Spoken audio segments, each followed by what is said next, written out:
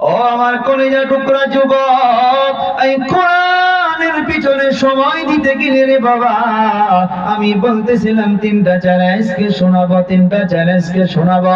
আমার আপনার নবী যখন মক্কার মাধ্যমে এই যে আপনাদের মক্তবে যে কোরআন প্রচার হইতেছে, মক্তবে যে কোরআনের তালিম দেওয়া হইতেছে, আমার আপনার নবী মক্কাতুল মুকাররমায় যখন কোরআন প্রচার শুরু করলো, ওই বড় বড় উদাবাগুলো বোলাগাগুলো, বড় বড় কবিতা লিখনেওয়ালা গুলো, তারা আবু জেহেলের সঙ্গে জড়িত হইয়া তারা বলতেছে এটা আল্লাহর কালাম নয়, এটা মুহাম্মদের বানানো কথা। চিৎকার মেরে বলি নাউযু বিল্লাহ।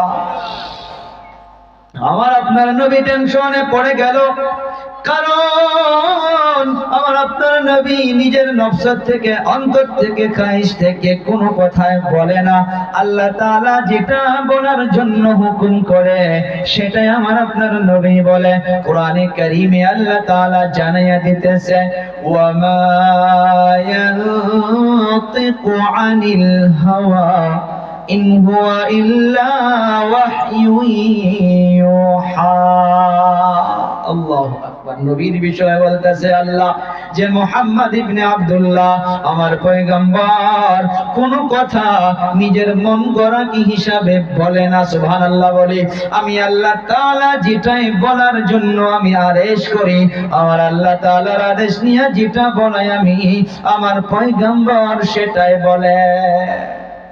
বুঝতেছেন ভাইরা? তিনটা চ্যালেঞ্জ শুনবো ইনশাআল্লাহ। চ্যালেঞ্জ তিনটা শুনবো তো নাকি? কারা কারা শুনবো দেখি? নারে তাকবীর। ও বাবারা, বন্ধুরা, আমার আপনার নবী টেনশনে পড়ে গেল যে ইনারা বলতেছে এটা আমার বানানো কথা। আল্লাহ তাআলা জিবরিলকে পাঠিয়ে দিল, ও জিবরাইল যাও যাও যাও আমার পয়গম্বরকে বলে দাও আমার পয়গম্বর যেন কোনো টেনশন করে না। তারা বলতে পারে এইটা আল্লাহর কালাম নয়, কারণ মানুষ যদি বানানো কালাম হইয়া থাকে দুনিয়ার মাধ্যমে, এই যে এটা একটা স্পিকার, কি কোম্পানি, রক্সি নাকি বা, এই কোম্পানি মানুষ বানাইছে, আর একটা কোম্পানিও সেম করে স্পিকার বানাইতে পারবো। কেন পারবো জানেন? কারণ এইটা মানুষ বানানো। ঠিক না? আল্লাহ তাআলা আমার আপনার হাবিব মুহাম্মদুর রাসূলুল্লাহ আমার আপনার নবী সাল্লাল্লাহু আলাইহি সাল্লাতু ওয়া সাল্লামকে বলতেছে তাদেরকে একটা নয় দুটা নয়, ওপেন ভাবে তিনটা করে চ্যালেঞ্জ করে দেন। যারা বলতেছে এটা আল্লাহর কালাম নয়, এটা মুহাম্মদের বানানো কথা, তাদেরকে চ্যালেঞ্জ করে দিন। প্রথম নাম্বার চ্যালেঞ্জ 15 নাম্বার পারায় আল্লাহ তাআলা জানাইতেছে, উল্লা ইনি জিতামাআতিল الإنس والجن على أن يأتوا بمثل هذا القرآن لا يأتون بمثله ولو كان بعضهم لبعض ظهيرا। আল্লাহ তাআলা বলল, ও পয়গম্বর আপনি ওপেন ভাবে চ্যালেঞ্জ করে দিন, এই পৃথিবীর মাধ্যমে যত জিন জাতি, যত মানব জাতি, তারা সবাই একত্রিত হইয়া যাক। যারা বলতেছে এটা আল্লাহর কালাম নয়, তারা একজন আরেকজনের সহায় সহযোগিতা হয়ে যাক। একজন আরেকজনের সহায় সহযোগিতা হইয়া এমন ভাবে 114টা সূরা, 30টা পারা, এমন ভাবে তারা একজন আরেকজনের সহায় সহযোগিতা হইয়া গিয়া এমন ভাবে তারা একটা কোরআন বানায়া আনো। পারছে? কথা বলেন যুবকগুলো বেশি করে, পারছে? এই যুবক পারবে? না না না, পারবে না। আল্লাহ তাআলা দেখতেছে তারা চেষ্টা শুরু করলো, লিখতে যায় কাগজ ছিঁড়ে দেয়, লিখতে যায় কাগজ ছিঁড়ে দেয়, লিখতে যায় কাগজ ছিঁড়ে দেয়। দয়াময় আল্লাহ তাআলা আমার আপনার নবীকে আবার ডাক দিয়া বলতেছে, ও পয়গম্বর পুরা কোরআন তারা পারবে না, পুরা কোরআন লাগবে না। 114টা সূরার মধ্যে থেকে 104টা সূরা বাদ দেন। তাদেরকে বলুন তারা শুধুমাত্র এমন ভাবে যে কোনো 10টা সূরার মতো করে বানিয়ে আনো। কয়টা সূরা? ভাই পেশাব পানি ছাড়া কেউ উঠেন না, 20 মিনিটে শেষ দিতেছি ইনশাআল্লাহ। আমি 3টা চ্যানেল শোনায় তারপর শেষ দিব। আমি ইয়াকুলুনা ইফতারা, কোরআনের আলোচনা শুনে ভালো লাগে না নাই ভাই? ভালো লাগে না নাই? ভালো লাগবে, অল্প করে দেখবেন, উঠতে মন চাইবে না। কারণ আল্লাহ তাআলা 7 নম্বর পারায় 1ম নাম্বার পৃষ্ঠায় 1ম নাম্বার লাইনে জানিয়ে দিয়েছেন, ও পয়গম্বর আপনি আপনার উম্মত দিগকে এই কোরআন পড়ে পড়ে শুনাইবেন। দেখবেন কোরআন শোনার পর যারা হককে চিনতে পারবে, যারা রবকে চিনতে পারবে, যাদের দিলটা নরম হইয়া যাবে, আপনি দেখতে পারবেন তাদের চক্ষু দিয়া পানি শুরু হইয়া যাবে।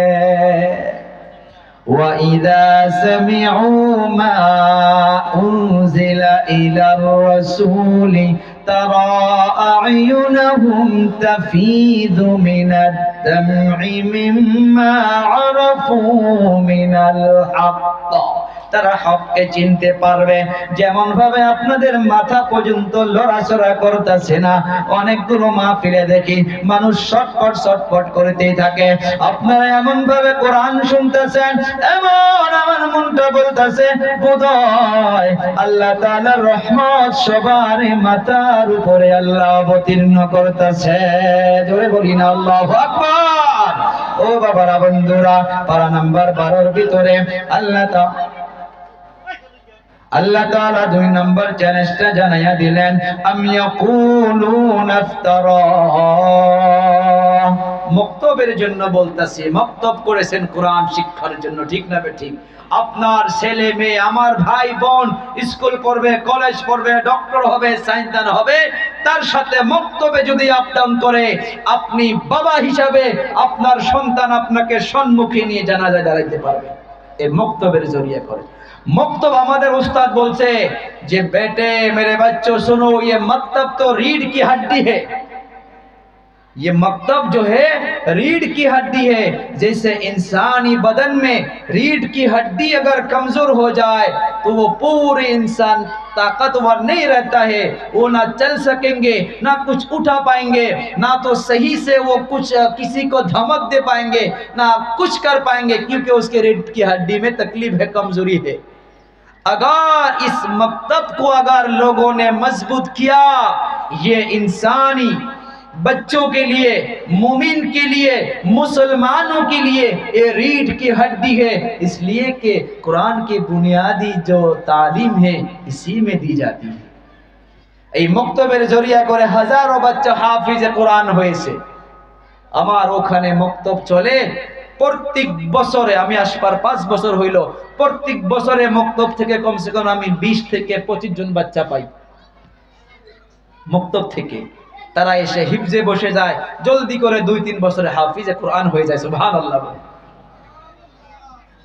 আমি ইয়াকুলুনা ইফতারা قل فأتوا بعشر سور مثله مفتريات وادعوا من استطعتم من دون الله إن كنتم صادقين। দয়াময় আল্লাহ তাআলা বলতেছে, ও পয়গম্বর আপনি 2 নম্বর চ্যালেঞ্জটা করে দিন। 114টা সূরা লাগবে না, অনলি 10টা সূরার মতো করিয়া তাদেরকে সূরা বানাইতে পড়ো, তাদেরকে 10টা সূরা বানাইতে পড়ো। ওই 10টা সূরা বানানোর জন্য ওই মক্কার বেঈমানগুলো চেষ্টা শুরু করলো। লিখতে যায় কাগজ ছিঁড়ে দেয়, আবার লিখতে যায় কাগজ ছিঁড়ে দেয় রে যুবক, আবার লিখতে যায় কাগজ ছিঁড়ে দেয়। এমন করে লিখতে লিখতে আর পারলো না। দয়াময় আল্লাহ তাআলা ডাক দিয়া বলতেছে, ও পয়গম্বর জানি 10টা সূরা পারবে না, পুরো কোরআনও পারবে না।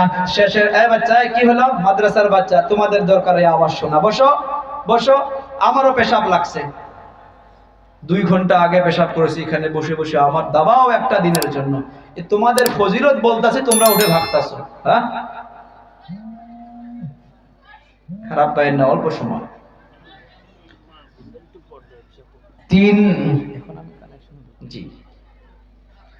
3 নম্বর চ্যালেঞ্জ মনে আছে তো যুবক? মনে আছে না?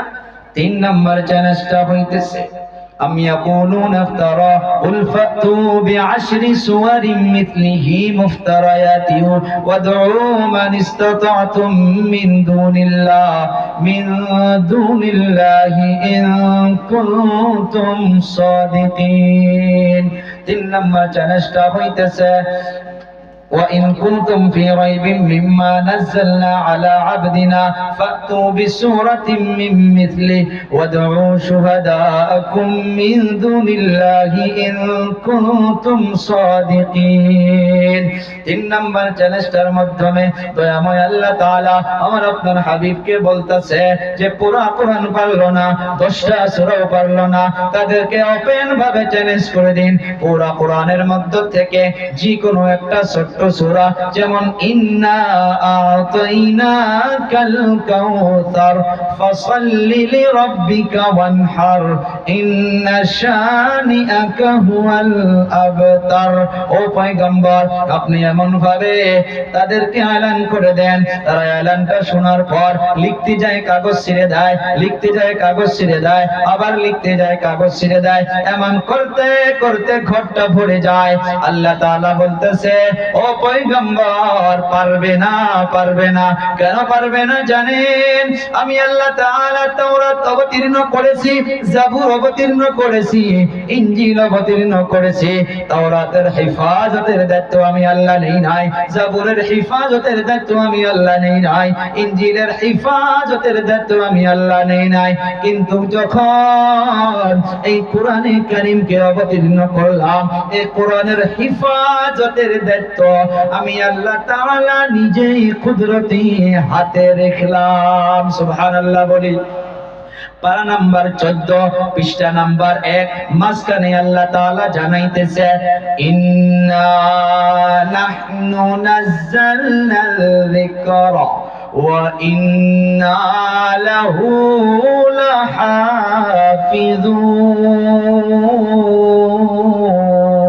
লাহাফিজুন। আল্লাহ তাআলা বলতেছে কোরআনের নাম শুধু কোরআন নয়, আল কোরআন, আল ফুরকান, আয-যিকর, আত-তানজিল, অনেকগুলো নাম রয়েছে। ওই জায়গার মাধ্যমে এখানে আল্লাহ তাআলা বলতেছে নিশ্চয় নিশ্চয় আমি আল্লাহ তাআলা এই কোরআনে কারীমকে অবতীর্ণ করেছি, ওয়া ইন্না লাহু লাহাফিজুন, আর এর হেফাজতের দায়িত্ব আমি আল্লাহ তাআলা নিজেই নিজের কুদরতি হাতে রেখেছি। জোরে বলি না সুবহানাল্লাহ।